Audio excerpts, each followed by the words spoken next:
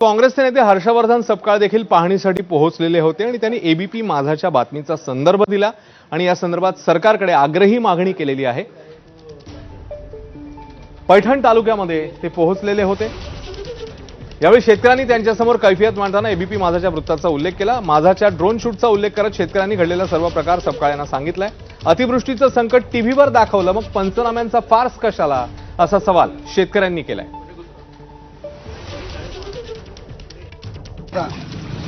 पाणी शुद्ध करण्याची आवश्यकता नाही, कारण सरकारकडे ऑलरेडी त्याच्या नोंदी असतात आणि मराठवाड्यामध्ये सर्वात जास्त शेतकऱ्यांनी आत्महत्या केल्या आहे। मराठवाडा कधी ओला दुष्काळ सापडतो, कधी कोरडा दुष्काळ।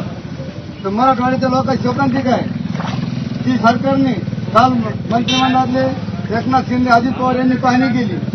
मला सरकारला एवढी विनंती करायची, पाहणी करण्याची गरज नाही, कारण तुमच्याकडे कर्जमाफ करायला, उद्योगपतीचे कर्जमाफ करायला पैसा आहे। अदानी अंबानी सारखा तुम्ही सवलत देऊ शकतात, पण बळीराजाला तुम्ही मार्गावर सोडतात। शेतकऱ्याचं सरकार म्हणून तुम्ही घोषित करतात। जर तुम्हाला खरोखरच मदत करायची असेल तर कोणतेही निकष लावायचे नाही सरकारने।